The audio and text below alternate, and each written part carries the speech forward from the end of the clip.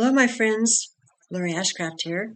I'm your host for VIVA La Evolution, that is produced by Recovery and Resilience Solutions and sponsored by Crestwood Behavioral Health.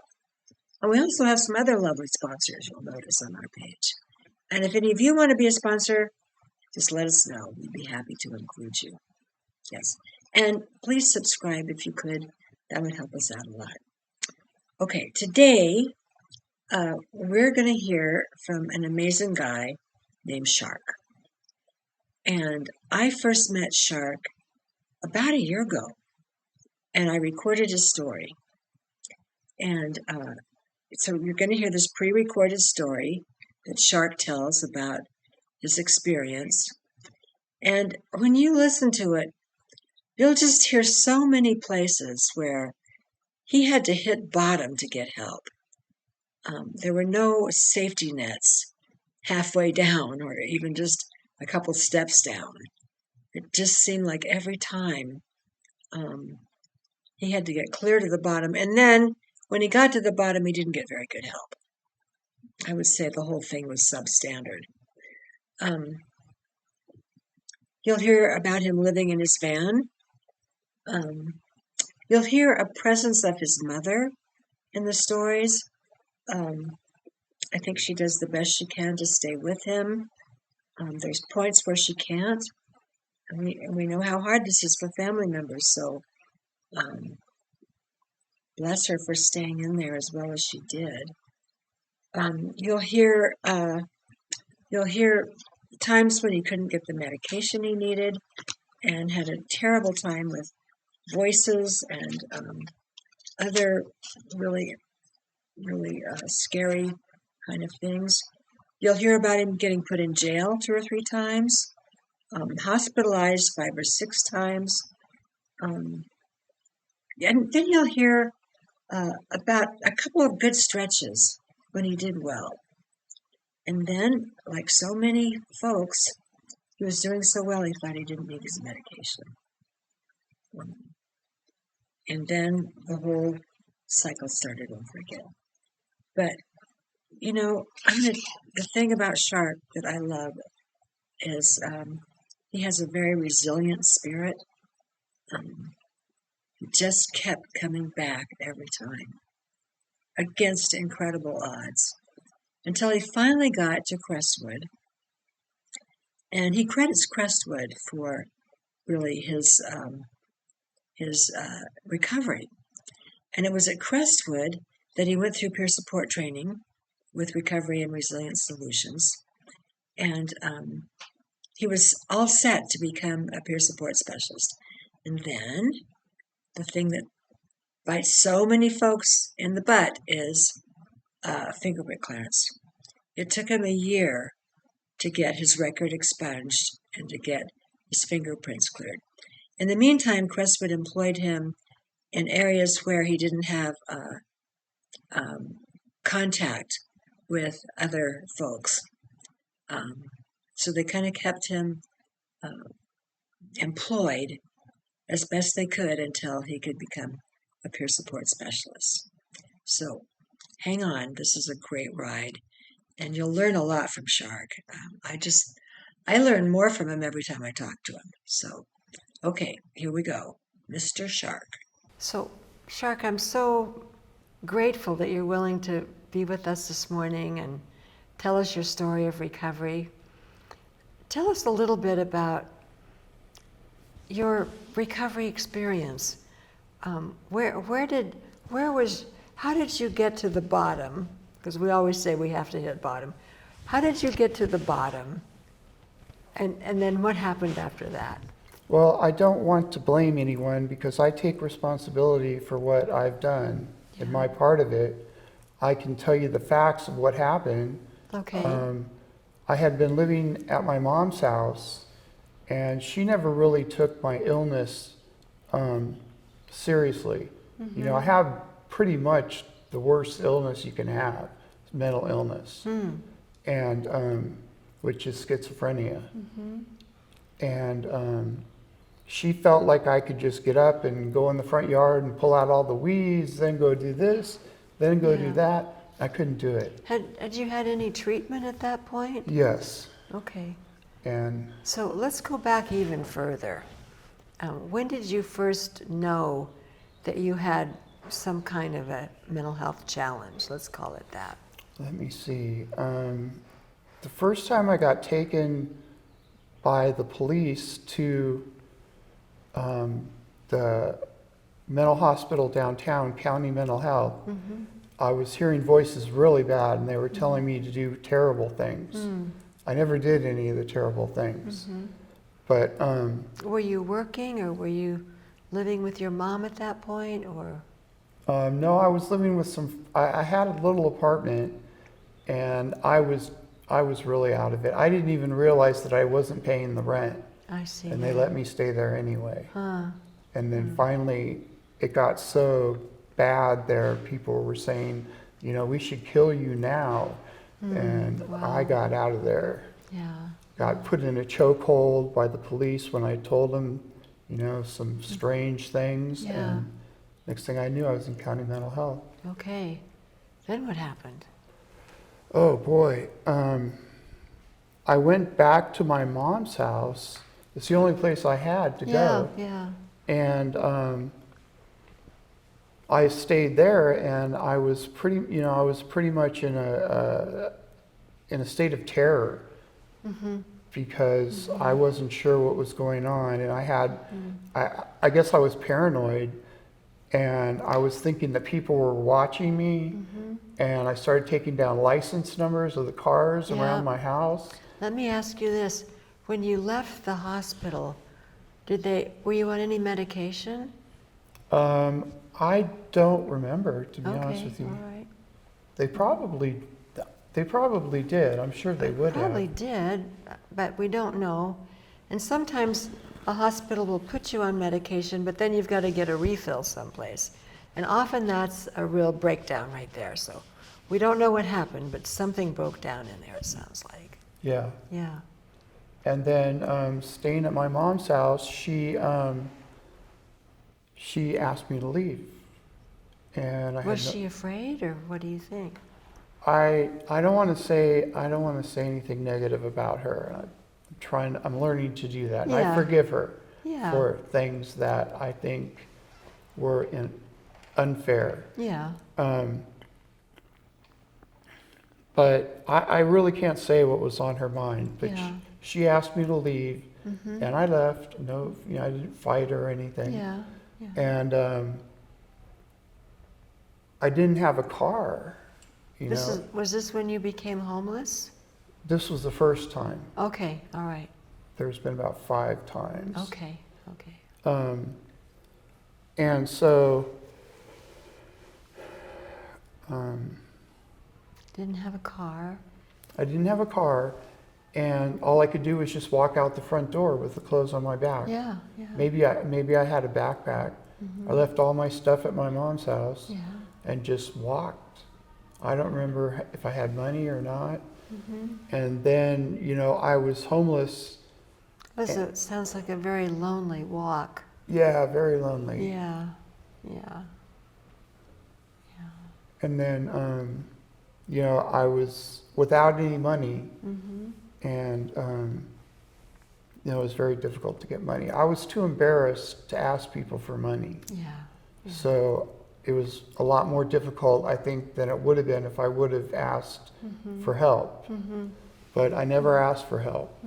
And then, this is really way back. After that, I think I got arrested, put in jail. And they put me in the psychiatric ward in the jail and gave me some medicine. I don't know if they were giving me the same thing I had or not, but a doctor, assessed me and gave me medication. And I don't really remember what I was in trouble for. But so I went in there, and then I got out. They didn't, they didn't convict me of anything that I needed to stay with. And And That then, was a good thing that you got out. yes, Yeah. yeah, it wasn't as bad as the regular population jail. Oh, yeah, you were probably on the mental health unit. The mental health unit Yeah. was much better. I felt much safer, and Right. I could relate to the people in there. Yeah.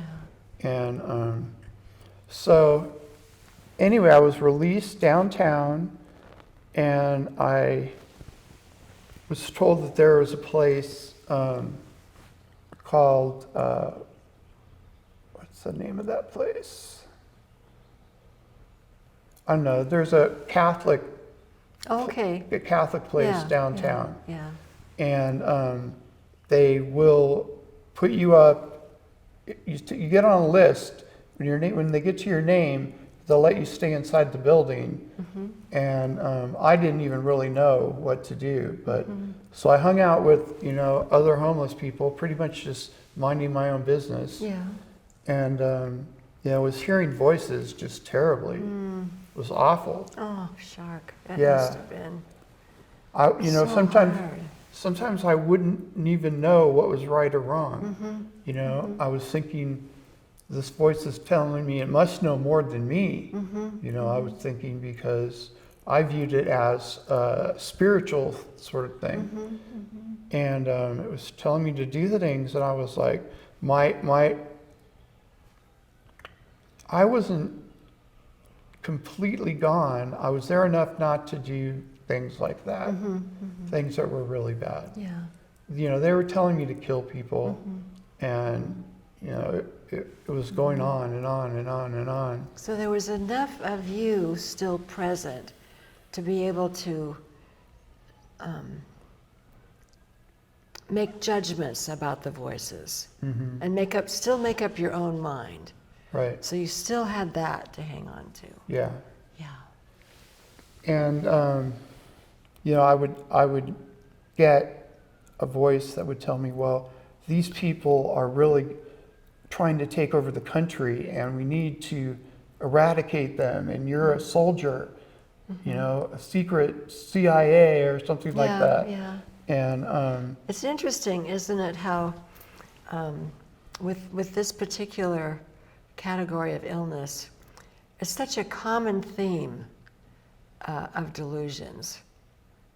And there's usually the CIA or the FBI in there, sometimes God.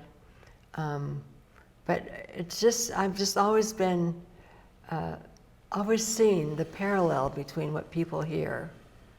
Yeah, so you weren't unusual in the voices. Your voices you're hearing the same voices a lot of people hear.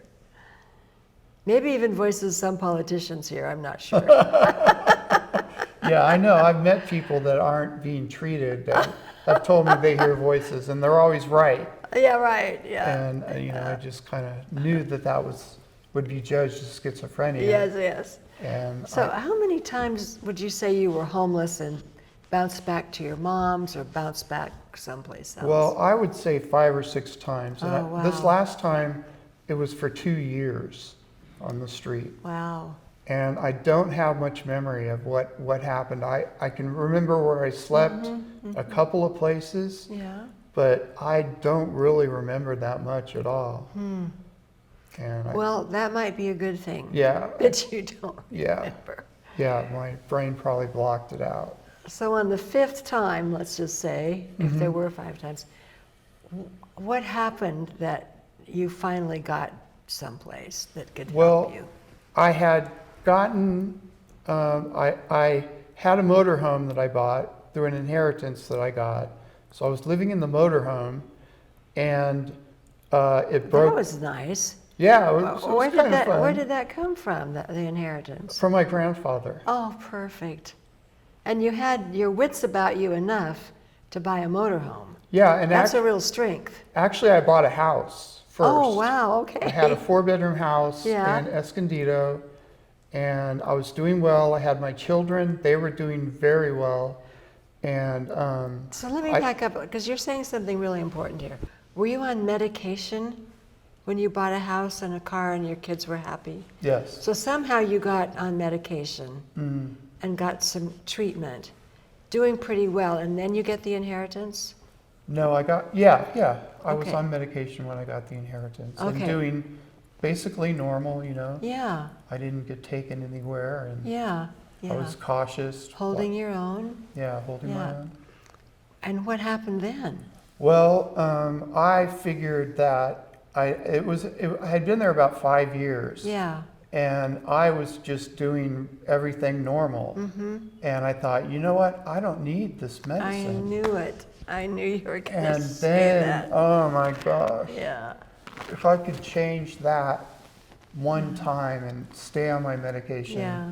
Yeah. I feel like I ruined my children's lives because they got taken by the state, and there was nothing I could do about it. And if I could do it over, I would have found medication. I had medication, and my mom even came over and said, "Are you taking your medication? I want to see you take it." And I got a couple vitamins, and I said, "Here's my medication." Yeah. And so that's not your medication. And after that, I probably had the worst psychotic break that I've ever had. Yeah. Yeah. And so I got in trouble. I went to jail a couple of times for just really ridiculous stuff. But, it ended up, I was charged with a felony for one thing I did. And I went to jail. I paid the bail to get out, which was very expensive. It was like $25,000. Oh my gosh. But I had money in the bank, and I went through a bail bonds, and they only asked for 10% of the bail. So I spent like, I don't know what it was. It must have been like $12,000 or something to get out. And I got out. And then I went home, and I got in trouble again. And then I was back in there, and I paid the bail again with my house. I used my house as collateral. Yeah. And then I went back in there again. This time they said, "You're here without bail. You can't bail out." And I just, lived through it. And when I got out, I thought that if I didn't sell my house and pay the bail bonds people, that they were just going to take away my house. I don't know if that's true or not. Yeah, I don't know. But I sold the house, paid off the bail bonds, paid any debts that I had, and then I bought a condo. I got on medication again, and then I bought a condo, and I was in the condo. I'd rented a room a couple times, but I was unable to get medication. I couldn't find a doctor to get medication. And I told a friend that I had at that point, and he said, "Go here or go there." And he came with me, and the places were closed.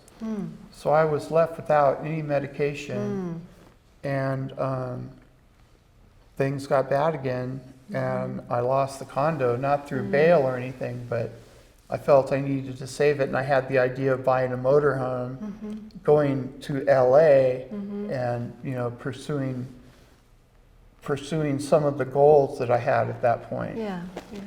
So I bought the motorhome. It was very expensive, and I lived in it for a while.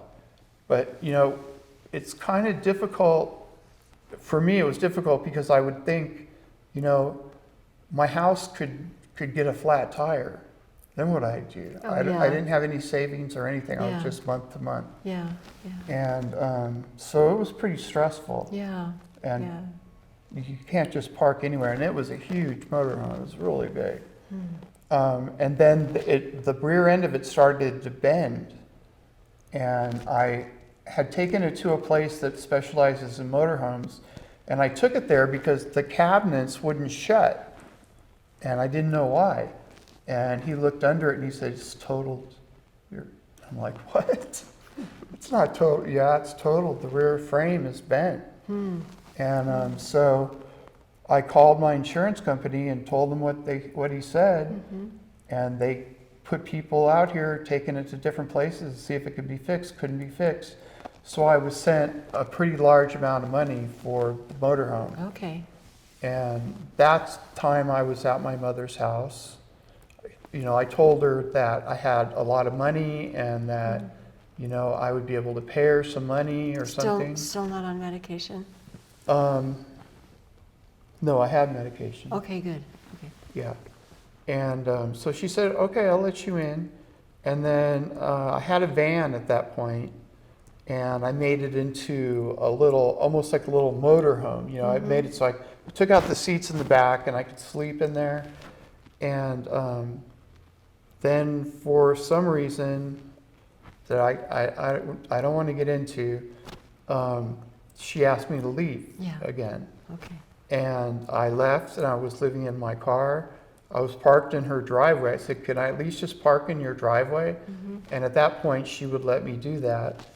And then I remember this, after that, or during that time, I said, it was Christmas, it was almost Christmas. And I said, Mom, can you let me stay in the house for a Christmas present? And she said, okay, I'll let you stay. And then things didn't work out again. And she asked me to leave again, and I couldn't park in her parking lot anymore, or driveway. And then I drove around for quite a while. I got taken to the hospital a couple of times, the physical hospital, because my blood pressure went up so high, and I felt like I was dying. And I went to a hospital, and they took me in and said, you've got high blood pressure and all this stuff. But they didn't give me any medicine for it. And so I continued to do that. And at one point, I parked my van in back of a store where there was a parking lot, and I was trying to take out all the trash that was in my van because I had accumulated a lot of trash. So I was putting it into a shopping cart, and I didn't really think I was doing anything wrong.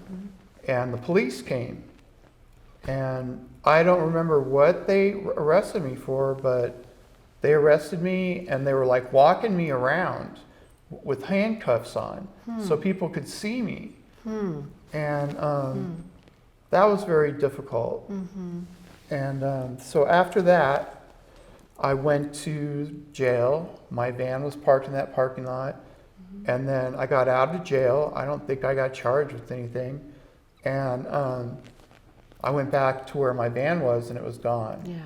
And I was like, oh man, that was like, I was devastated. Because when you're homeless and you don't have a car, it makes it very difficult. The social worker found board and care because I had disability insurance. And I went to stay with someone.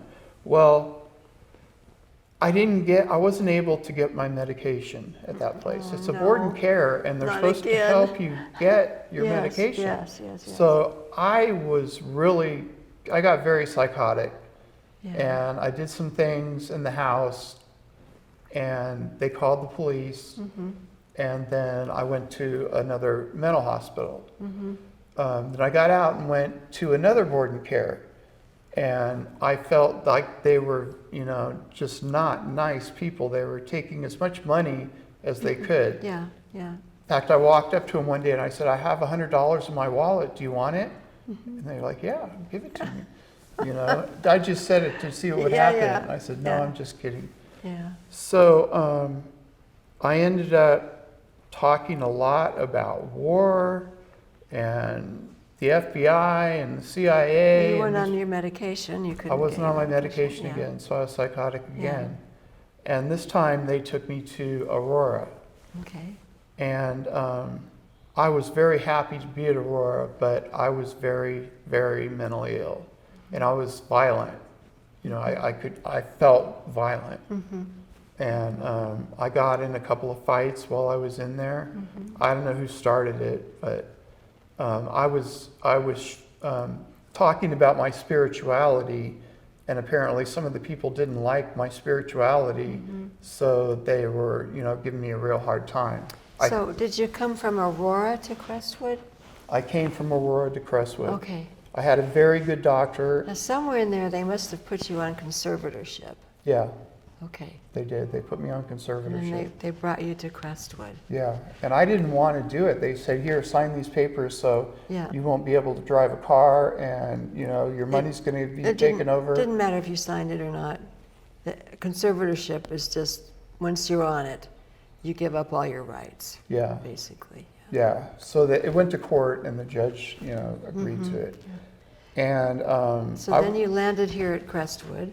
yeah, my doctor put me here. He gave me a choice. Do you want to go to a board and care, or do you want to go into this program? And he told me about the program, how it would help you get to work. And I really, at that point, wanted to work again. Yeah. Wanted to become just like the average person. Yeah. And Yeah. so it got to I was there about 3 months, and they had to put me somewhere because my insurance was running out. And so I chose to go to Crestwood. And I really wanted help. Yeah. I really did. Yeah. I knew I was in bad shape Yeah. mentally. Yeah. Luckily, there's been points when I didn't know it. Well, I'm just thinking, you had enough, brief though they might have been, experiences of being well, being who you really are, that you then had a reference point.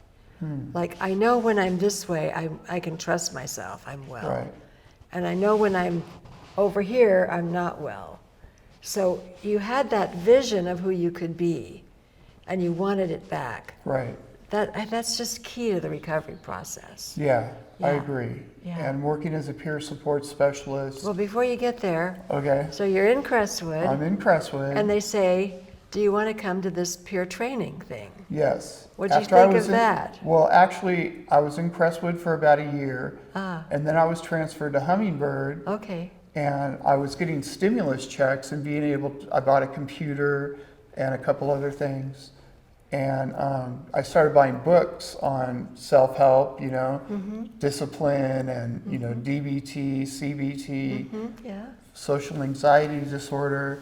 And so I was reading them constantly. yeah, And I started to really realize a lot of things about psychology when I was, in trouble. If I did something wrong, I would be the one to work out what happened. yeah, yeah. And Yes.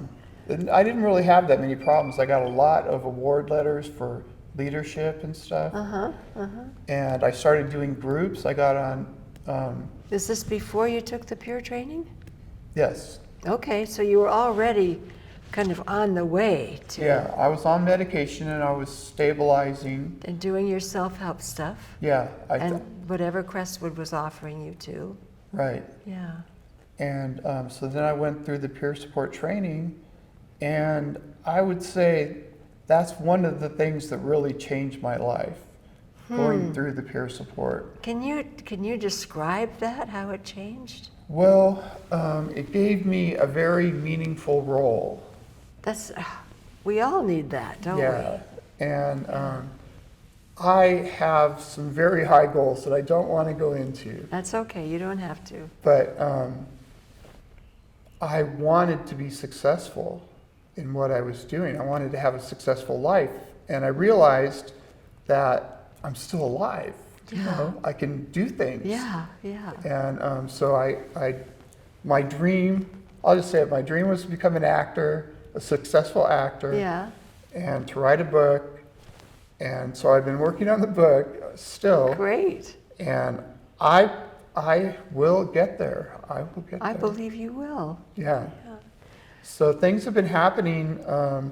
I give a lot of credit to my spiritual walk, and things just keep getting putting in place. Yeah, yeah. And I'm learning a lot, and I just love being here in this role as a peer support specialist. Great. I really like to see people getting better. Yeah. And people do get better, and anyone can recover. Oh gosh, I know. I yeah. was down at the point Yes. where they were saying, or they didn't expect me to recover because I was really in bad shape. Yeah, yeah. And I've gotten to this point where the medication is working and I'm reasonably stable. I just want to thank you for being willing to share your whole story, Because if we'd started with just your success story, we wouldn't have been able to see how far you came. And we wouldn't, it's just a testimony to what you're saying. Anyone can recover. If someone had seen you at your lowest points, they would have given you a very low possibility score, probably. You probably would have given that to yourself, maybe. Yeah. But we can't be fooled by what people look like or what they're going through. We just have, I used to have a mentor who said, Lori, you have to find that well person inside and reach in and grab a hold of it and don't let go. Okay, folks, there you have it.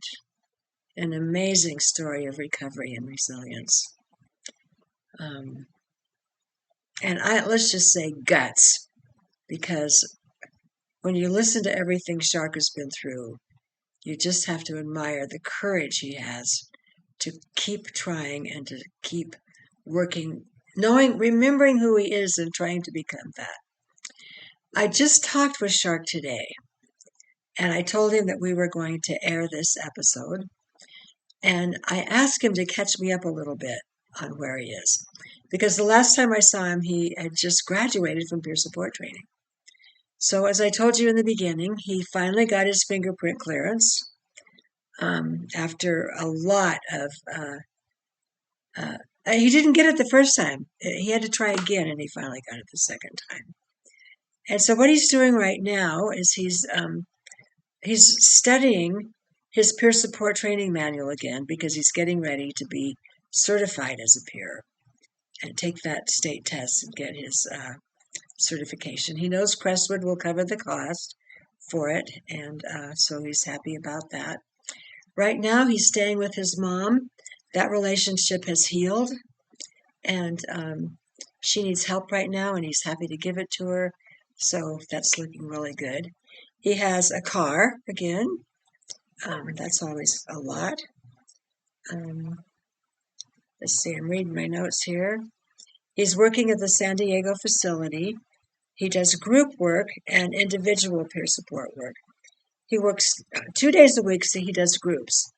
And on those 2 days, every day, he does 7 or 8 groups a day. Whew. I mean, that's amazing. And let's see. I told you all that already. I think that might just about catch you up. Yes. I did ask him if he had any advice for us. And he says, here's his advice. What happens in the future is what you project into it. And he's borrowing this from the law of attraction. And he says that's really worked for him, and he's sure it will help all the rest of us too. So there you have it, Mr. Shark. What a soul. What a beautiful soul. Thank you for joining us, and we'll see you next time. Okay, bye-bye.